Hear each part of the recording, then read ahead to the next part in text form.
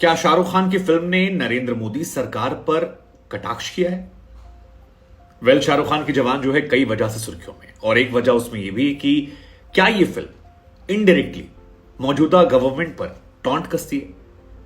इसको लेकर दोनों तरफ से बातें चल रही है। एक तरफ बात चल रही है नरेंद्र मोदी सरकार के समर्थकों की, जो कह रहे हैं कि एजेंडे के तहत बनाई गई, अगर ये फिल्म मार्च के आसपास रिलीज होती तो शायद विपक्ष गठबंधन को फायदा होता। दूसरा, गठबंधन के जो लोग हैं वो भी कह रहे हैं यार कि ये फिल्म जो है काफी ज्यादा हमें रियलिस्टिक मुद्दों को दिखाती है, जैसे फार्मर स्ट्राइक का मामला हो, लोन का मामला हो, और कई घोटालों का जिक्र हो। विपक्ष इसको लेकर कह रहा है कि यार देखो, ये इशारा किया गया है, महुआ मोइत्रा हो, सुप्रिया सेनेट हो, ये तमाम लोग कह रही हैं कि ये सिर्फ एक मूवी नहीं है, ये लोकसभा चुनाव के पहले एक मैसेज है, स्ट्रांग मैसेज है जो सरकार को दिया गया है। कई सारे मसले इसमें हाईलाइट कर दिए गए हैं। कई और लोग भी लिख रहे हैं जो कह रहे हैं कि यार जाहिल आदमी जो है गाली देता है, पढ़ा लिखा आदमी टॉन्ट कसता है, और शाहरुख खान जैसे लोग जो हैं वो मूवी बनाकर मैसेज देते हैं। वैसे मूवी डायलॉग भी है कि बेटे को हाथ लगाने से पहले बाप से बात कर, आपको याद होगा डायलॉग। इसको भी लोगों ने जोड़ लिया था आर्यन खान केस से। तो लोग कह रहे हैं कि यार शाहरुख खान उस टाइम खामोश थे, लेकिन जब मूवी आई तो बड़े ही स्मार्टली उन्होंने एक मैसेज दे दिया, मैसेज गवर्नमेंट को, मैसेज एजेंसीज को जिन्होंने आर्यन को इन्वॉल्व किया था। इस बारे में विस्तार से बात करेंगे, लेकिन मूवी कलेक्शन की वजह से भी चर्चा में। 200 करोड़ कलेक्शन 3 दिन में, I think it's great. Almost 200 crore world wide तो हो चुका है 200 करोड़। दरअसल जवान कोई फिल्म नहीं है, जवान बहुत सारे छोटे छोटे इश्यूज को मिलाकर एक पैकेज है। नापसंद करने वाले कहते हैं कि यार कई सारी फिल्मों की कॉपी कर ली गई है, बहुत सारी फिल्में देखी गई, उनके इश्यूज उठाए गए, डाल दिए गए। कई लोग ये भी कह रहे हैं पसंद करने वाले कि यार सरकार के खिलाफ जितने मुद्दे थे सारे इन्होंने डाल दिए। कई लोग ये भी कह रहे हैं कि यार साउथ में तो ऐसा होता रहता है, मतलब बहुत सारी फिल्में हैं, जैसे महेश बाबू की फिल्में देखिए, सीएम बन जाते हैं, कभी कुछ और। कई सारे साउथ के एक्टर्स हैं जो इश्यू बेस्ड फिल्म बनाते हैं और वो फिल्में वहां पसंद की जाती हैं। लेकिन इस फिल्म में कई ऐसे किरदार हैं, इस फिल्म में कई ऐसे सीन्स हैं जो टॉन्ट कसते हुए नजर आते हैं। जैसे कि उदाहरण के तौर पर विजय माल्या का कैरेक्टर जो है वो दिखाई पड़ता है विजय सेतुपति के कैरेक्टर में। थोड़ा लुक भी वैसा ही स्टाइलिश करने की कोशिश की गई है। 40,000 करोड़ का लोन सरकार के द्वारा माफ किया गया था, और वैसा ही कुछ इस फिल्म में दिखाया गया। तो दिखाया गया कि सरकार के जो करीबी लोग होते हैं उन्हें फायदा मिलता है, कुछ हजार लोन के लिए आम लोग परेशान होते हैं। जैसे एक उदाहरण के तौर पर कहा गया कि भैया कोई करोड़पति आदमी जो है वो गाड़ी खरीदने जाए तो उसको 8% लोन लेना है, लेकिन गरीब आदमी ट्रैक्टर खरीदे तो उसको 13% देना है। तो ये जो डिस्क्रिमिनेशन है गवर्नमेंट का, मतलब ये एक ही गवर्नमेंट का नहीं है, तो हालांकि सारी गवर्नमेंट का है, लेकिन विपक्ष अब मौजूदा गवर्नमेंट पर टॉन्ट कर रहा है कि भैया देखो। तो वो एक मामला जो है वो यहां दिखाने की कोशिश की गई कि देखो यार किस तरह से मामला होता है। अब ये सच है या लोगों के दिमाग की उपज, ये हम नहीं कह सकते, लेकिन इसके पॉलिटिकल कनेक्शंस को लेकर चर्चाएं खूब हो गई कि भैया ये फिल्म जो है पॉलिटिकली टॉन्ट कसती। दूसरा कैरेक्टर जो है वो है डॉक्टर कफील खान केस को लेकर। कफील खान केस में किस लिए कह रहे हैं? क्योंकि गोरखपुर में ऑक्सीजन कांड हुआ था। आप याद कीजिए 10 अगस्त 2017 को गोरखपुर के बाबा राघवदास मेडिकल कॉलेज में ऑक्सीजन की कमी होती है, और 70 से ज्यादा ऐसे बच्चे होते हैं जिनकी इंसेफ्लाइटिस से मौत हो जाती है। इंसेफ्लाइटिस पीड़ित बच्चे होते हैं जिनकी मौत ऑक्सीजन की कमी से आती है। काफी हंगामा हुआ था उस दौरान। सारा ठीकरा जो है वो डॉक्टर कफील एक थे गोरखपुर मेडिकल कॉलेज में, वहां पर उनके सर फोड़ दिया गया और उनको जेल भेज दिया गया। और डॉक्टर कफील की चर्चा बहुत ज्यादा हुई थी इस घटना को लेकर, लेकिन फिर 2 साल बाद कोर्ट की तरफ से डॉक्टर कफील को रिहा कर दिया गया।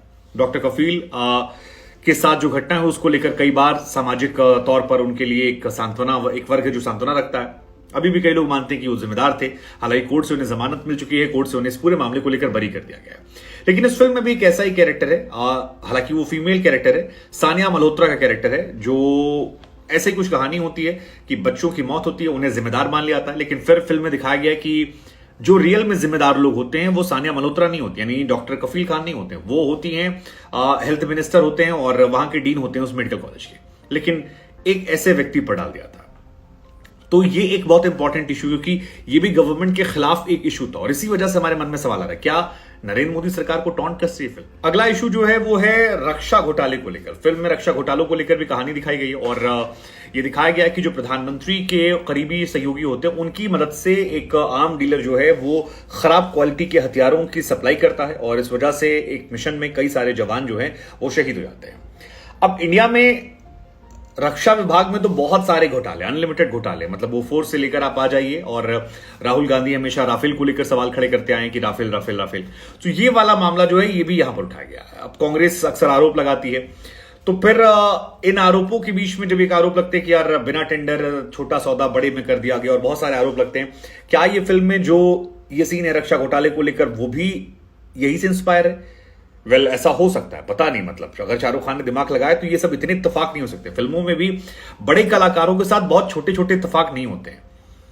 तो ये आप मानिए कि इशारों में कुछ ना कुछ तो खेला गया है।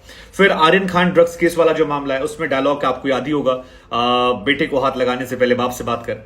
अब ये तो बहुत डायरेक्टली इशारा जो है गवर्नमेंट पर करता है। और आर्यन खान केस आपको याद होगा, आर्यन खान समीर वानखेड़े पकड़ते हैं, जेल जाते हैं, उस आर्यन खान जेल जाते हैं, काफी मीडिया में हंगामा होता है। बाद में खबर आती है 25 करोड़ उगाही की वसूलने का प्लान था, कई अधिकारी भी सस्पेंड हो गए, समीर वानखेड़े फंसे हैं। हालांकि समीर वानखेड़े के समर्थकों का एक अपना वर्जन है, बहुत सारी बातें, लेकिन ये डायलॉग भी इशारा तो करता है और इसको लेकर भी चर्चा तेज है। और आखिरी जो है वो है यार पॉलिटिकल मैसेज। इस फिल्म में एक मैसेज है जहां पर शाहरुख खान लोगों को समझाते हुए नजर आते हैं कि भैया जब आप दुकान में मॉर्टिन खरीदते हो तो 5 घंटे चलता है, लेकिन उसको लेकर 75 तरह के सवाल खड़े करते हो आप। लेकिन 5 साल चलने वाली सरकार से आप एक भी सवाल नहीं पूछते हो। तो क्या डर, पैसा, संप्रदाय, जात पात, इन्हीं की वजह से हम वोट देते हैं, या इनसे अलग हटकर वोट देना चाहिए? हम क्यों धर्म, जाति, इन सब फंस जाते हैं? हमें अपने वोट को बर्बाद नहीं करना चाहिए, वोट की कीमत समझना चाहिए।